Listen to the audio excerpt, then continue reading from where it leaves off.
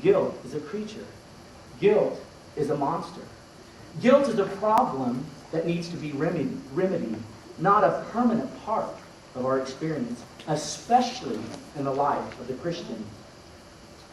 It's important for us to know this because of how guilt makes us feel. Guilt makes us say, I owe you.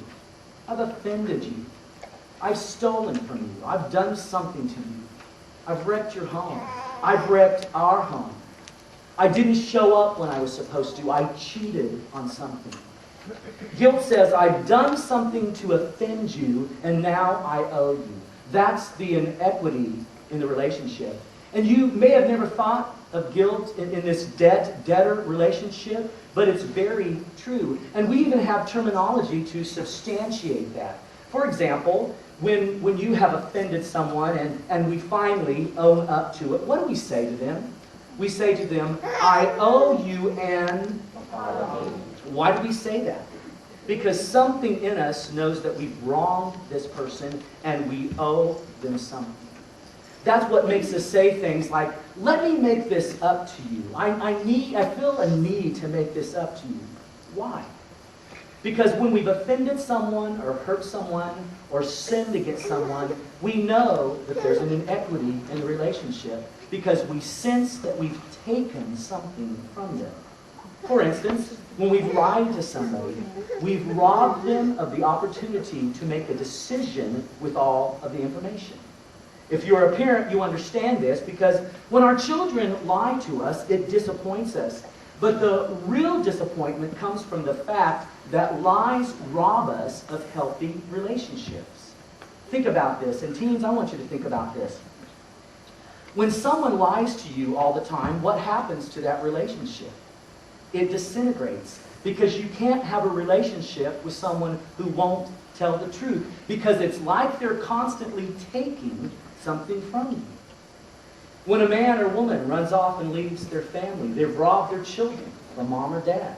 They've robbed their spouse of the opportunity to keep the marriage intact. They've robbed their family of reputation and possible resources. You see, when we hurt somebody or offend somebody or wrong somebody, we've taken from them and we have caused an inequity in the relationship. It's no longer healthy. It's, the offender, the offended. It's the debtor relationship. And we feel this when this happens, don't we? We feel it deep within our hearts because we have this inner sense of guilt in our hearts. Now, that's what guilt is, but that's not really how we experience guilt. This is how we experience guilt. Imagine this weighing like 100 pounds, And I know from experience, guilt is like having a heavy burden that you have to carry around. When I was in high school, I stole something from the store. It was a store called Gibson's in Lawrence, and man, it was just a weight around my neck. And after a couple of weeks, I couldn't take it any longer, and I told my mom about it, and so she took me to the store, and I used some of my lawn mowing money to pay for what I had stolen. And when I got home, man, it felt like a weight had been taken off of my back. Now, of course, it was a little embarrassing to say, hey, I stole this. But you know what? It felt really good in my heart. You see, we really do experience guilt like a weight or burden that we just carry around. That's why it's so important that we get rid of it. But here's the problem with guilt. And this is where it gets a lot more serious for us. The weight of guilt that we pick up in college and we don't deal with, we carry with us into our marriage. The weight of guilt that we pick up on that business trip, we carry with us back into our family. And the weight of guilt that we may pick up in our marriage, we carry that into our relationships at work. And what happens is we have this guilt and becomes such a part of us that we don't even recognize it anymore.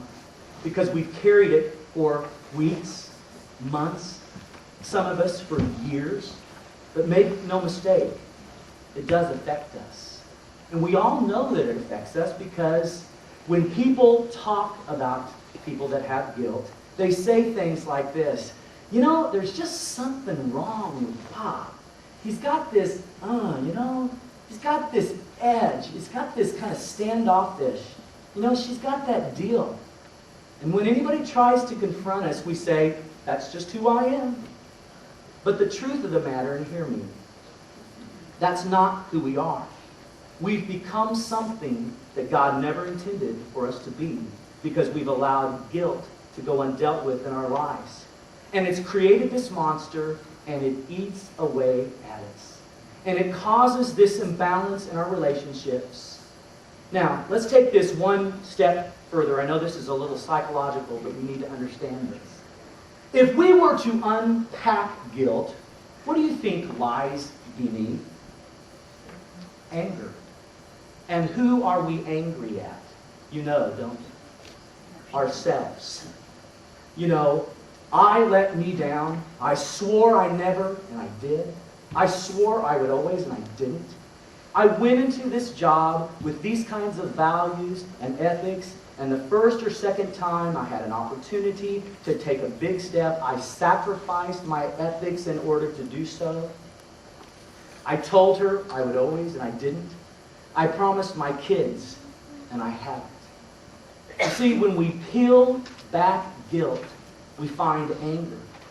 And ultimately, we're angry at ourselves. And when we look at ourselves in the mirror, we point the finger at ourselves when we're all by ourselves, and we say, you didn't meet your expectations. You aren't the man you thought you'd be. You aren't the woman you thought you'd be. You're not the father you swore you'd be. You're not the husband you promised you'd be. You're not the mother you thought you'd be. You've let your parents down. And there's all this pent-up anger, and here's why. It's because this guilt is not from one isolated event in our life. It's something that's built up over time.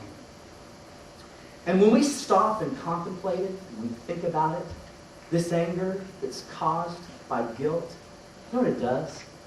It floods our life with such personal disappointment that we don't know which way to turn.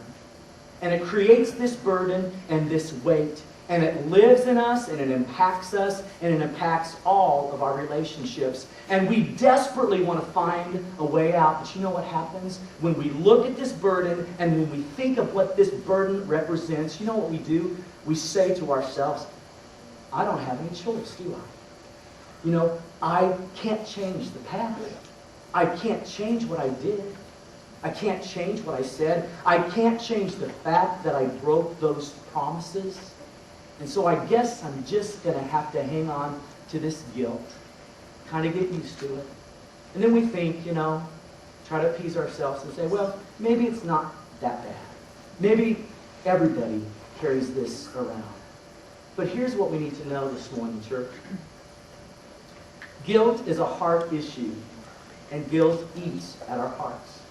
And it grows and grows in the darkness, and it can only be dissipated and destroyed by the light. But the notion of bringing our secrets out into the open, it scares some of us to death. You see, there are really only two options when it comes to guilt, since it's a debt that we owe. The first option is to repay the debt. You know, find the person that we stole from and return what we took. But you know what? That's kind of hard to do, isn't it? In a lot of cases, that's kind of hard to do, because how do you return a reputation or a marriage? How do you return lost years or heartache from a broken relationship? We can't go back in time. So it's almost impossible to repay most of our debts this way. So we have to go to option number 2, which is to ask the person that we took from to cancel our debt. And the Bible teaches us that this is the primary way to deal with guilt. Now, both of these options require something of us that most of us